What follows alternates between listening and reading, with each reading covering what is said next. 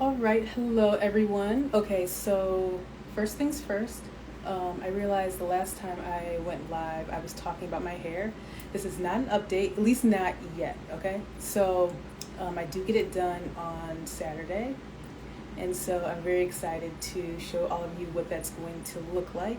I'm not even sure what it's going to look like because my hair hasn't been straightened in well over a decade.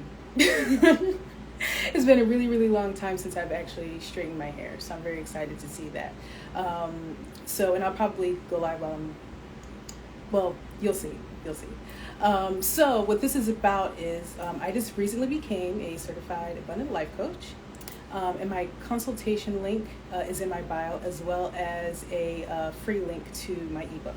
So all of that is my bio. Go check it out. If you have any questions, feel free to DM me, send me an email, anything like that about it. All right. So I also say that to say thank you so much, Denise. I love you. I miss you. I haven't seen you in a while. I also say that to say that consultation link isn't for my personal training or my cycling coaching. Feel free to send me questions about either one because I love answering questions about fitness and all that. Feel free to do that. But one of the reasons why I became a certified abundant life coach was because of some of the things that I saw and noticed as a personal trainer and coach.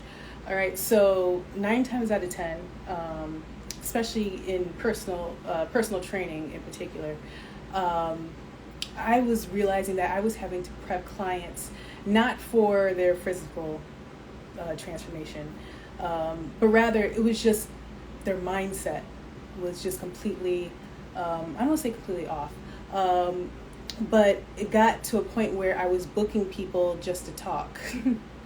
My boss didn't like that too much because I did work in a gym at the time. And I'd get people, bringing in photos of, saying, I want to look like this person. And I'm like, honey, like, she doesn't even look like that person, okay?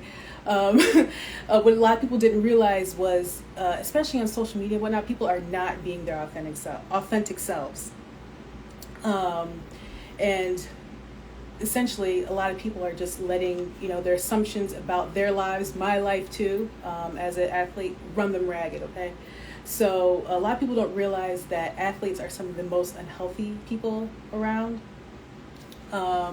One of the iconic images that come to mind is of Kobe. Remember when Kobe used to have all those ice packs all over his body, on his knees, on his ankle. He would just be one giant ice pack. Okay, and former NBA player Richard Jefferson. He recently, I think it was Richard Jefferson, but he was talking about the recent push to shorten the NBA season. And I kind of agree with him actually because he said no, like we're not shortening it to make it easier on the athletes. It's part of being an elite athlete is doing something that's difficult, that's hard, not easy to do, and in a way is even unhealthy. And that's actually one of the reasons why I retired when I did, because I'm like, I'm getting older. This is not God's will for my life any longer. I still love riding my bike, but probably not going to do it competitively anymore, only because of how rough it is. And you don't really know that. You don't really quite get a look into what all that entails until you kind of take a deep dive into the sport. But I say all that to say, kind of backing up a little bit, where I was talking about my clients and not really understanding the pressure that they feel to look a certain way, to train a certain way, is not real. So, what do you call it? Oh, anabolic steroids. Years ago, I would say or I should say years ago, but anabolic steroids, most people kind of associate those with bodybuilding and the fitness industry and whatnot.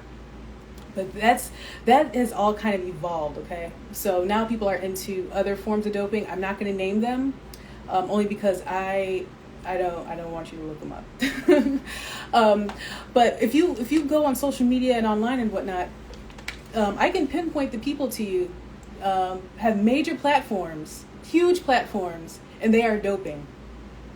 and people are pining to look like them, and they're on substances. In fact, there's people out here who are going on crash diets, doping, whatnot, just so they can film, film and shoot and record all their content that they want to do for a certain period of time, and then they go right back to whatever lifestyle they were living after they shoot all that content.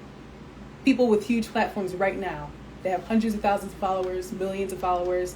They're selling plans and saying that there's certain outcomes they're going to get with that plan, and it's not true. All right. So, and so for, and all I'm saying is, don't base your life on the things that you see online, or even your assumptions of what your life is. When I describe to people, especially when I was training extra hard and whatnot, and they'll say, "Oh yeah, I know that you probably eat some salads and you really watch what you eat, and you do this and that." I think I was eating probably around 4,000 minimum calories a day while training and racing, which is a lot of food. It's very hard.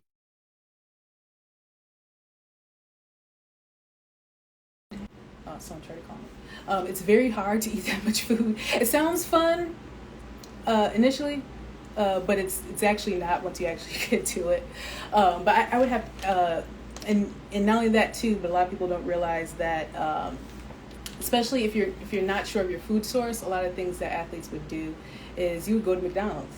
Why? Because it's the same thing everywhere you go. That's why they have it in the Olympic Village. People say, they have McDonald's in the Olympic Village? Now, I've never actually been to the Olympics. I should say that I did train at the Olympic Center. In my ebook, I kind of explained my journey to actually getting to the Olympic Center and whatnot. My roommate did make it to the Olympics. Sylvia, congratulations. She is a bronze medalist in the Winter Olympics. But me personally, I did not. And I'll get to that eventually, why that is. But one of the reasons why is because I did fall in love with coaching. And I've been doing that for 5 years now. Because right around when I started training heavily as an elite athlete, I pretty much started coaching simultaneously, and that was because a lot of the kids would see me come out and train, because I was training pretty hard. A lot of the kids would come out and see me, but the kids didn't have anyone to teach them, so I would teach them, and that's how I got into coaching. It was purely by accident, but I fell in love with coaching after that point. So that's kind of a little bit. Keep getting calls. I don't know why I got so popular all of a sudden. Like right when I decided to go live, getting popular. But anyway, as I was saying, a lot of this, having, I don't want to say lofty goals, but big goals, big dreams. It all comes down to your mindset and making sure that you're basing this mindset on the truth. Okay? And for me, when I started, there was a lot of things that I didn't know and understand about the journey. And what did I do? I pivoted. I just I changed it up a bit. For me, I was in one cycling specialty, and then I jumped into another one, and then that's where I learned that I was actually much better at that specialty. But make sure that, let's say, the big one is weight loss, that you're not, like I said, not on here looking at some of these people and thinking, oh, I should look like them, or oh, she must only weigh such and such. But you don't know that. You don't know that. Lean mass is pretty heavy. I'm pretty lean myself, and a lot of people think I'm a lot lighter than I actually am. I'm like, oh no.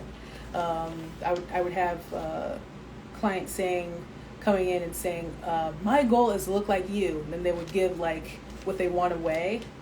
And I'm like, oh, honey, I'm a good 20 or 30 pounds heavier than your goal weight here. Okay, we're gonna have to switch up some things. Okay, things just got a bit awkward here. Okay, like I said, I love big goals. I love lofty goals and whatnot. Just make sure that your mindset going into it is based on not anybody else's truth, but based on yours. Okay.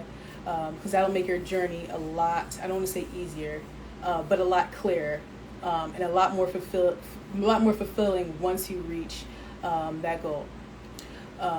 Okay, so that's all I have for today. I'll be going live again tomorrow. I cannot promise a time. Actually, I thought I was going to be on like early this morning, but no, I woke up early this morning. I've been up since 5. But I'm not actually getting on until it says 8:11 there. So yeah. So I'll be back tomorrow. I'm not going to promise a time. And I'm actually doing a 30-day challenge with my sister classmates. So you're going to be seeing me a lot these over the course of the month and even beyond too. You'll see a lot more. A lot more content from me. Okay. So I love you all. Make sure that you give me any questions you may have about what I'm doing. If you have any kind of like fitness questions, I don't mind those either. But again, I'm not actually training anyone at this time. I do get a lot of questions and inquiries about that, but I'm not. I might in the future. I don't know. But yeah, so that's all I have for today. Thank you so much. Love you all. Bye.